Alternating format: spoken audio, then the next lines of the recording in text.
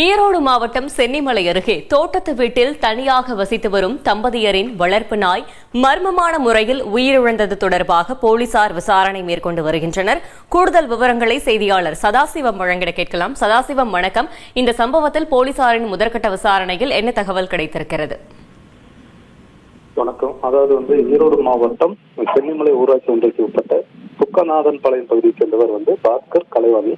இவர்கள் விவசாயியான இவர்கள் தங்களுக்கு சொந்தமான தோட்டத்து வீட்டில் வசித்துக் கொண்டு அருகில் உள்ள காட்டுப்பகுதியில் விவசாயம் செய்து வருகின்றனர்.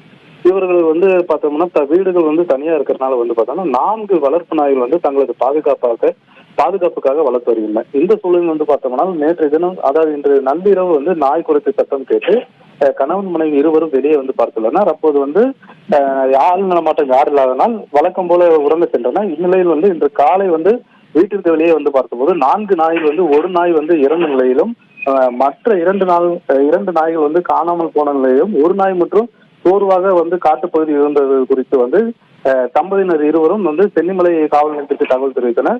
இந்த தகவலின் பிறகு முதல் கட்டமாக சென்னிமலை போலீசார் வந்த நிலையில் இது குறித்த தகவல் அறிந்து மாவட்ட எஸ்பி சுஜாதாவும் சம்பவ இடத்திற்கு நேரில் விசாரணை நடத்தினார். விசாரணை எதற்காக என்று பார்த்தோம்னால், இதே போன்றுதான் ஈரோடு மாவட்டம் சிவகிரி அருகே இரட்டை கொலை சம்பவம் கடந்த 1ஆம் தேதி நிகழ்ந்தது. இந்த கொலை சம்பவத்தில் அவர்கள் கொலை செய்யப்படுவதற்கு 20 நாட்கள் முன்பாக தான் அவர்கள் வளர்ப்பு நாய் விஷம் வைத்து கொன்ற நிலையில் புதைக்கப்பட்டுள்ளது. தற்போது புதைக்கப்பட்ட நாய் இறந்தவர்களுக்கு மட்டுமே தெரியும் என்பதால் தனிப்படை போலீசார் அந்த நாய் எங்கு புதைக்கப்பட்டது என்பது குறித்து விசாரணை நடத்தி வரும் நிலையில் மற்றொரு இதே சம்பவம், அதாவது கீழ்பவானி வாய்க்கால் கரையோரமாக இருக்கக்கூடிய சென்னிமலை பகுதியிலும் இந்த சம்பவம் நடந்திருப்பது குறித்து சந்தேகத்தின் அடிப்படையில் மாவட்ட எஸ்பி சுஜாதா மற்றும் ஏடிஎஸ்பி விவேகானந்தன் ஆகியோர் சம்பவ இடத்தில் போலீசார் விசாரணை நடத்தினர்.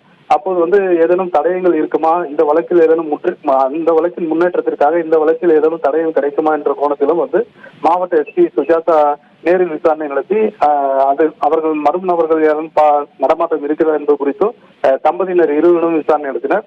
இந்த சம்பவமானது தொடர்ந்து குறிப்பாக பார்த்தோம்னா கீழ்பவானி வாய்க்காலில் கரையோரமாக இருக்கக்கூடிய விவசாய தோட்டத்து வீட்டில் கடந்த சில மாதங்களாகவே சந்தேகத்துடைய மர்ம நபர்கள் நடமாட்டம் இருப்பது குறித்து அவ்வப்போது அப்பகுதியில் குடியிருப்பு வாசிகள் காவல்துறைக்கு தெரிவிக்கின்றனர். இதனால் தொடர்ந்து பொதுமக்கள் அச்சத்தில் உள்ளதால் தங்களது அச்சத்தை போக்கவும் இது போன்ற உரிய பாதுகாப்பு வழங்கவும் தோட்டத்து வீட்டில் வசிக்கக்கூடிய தம்பதியினரின் கோரிக்கையாக உள்ளது. தகவல்களுக்கு நன்றி சதாசிவம்.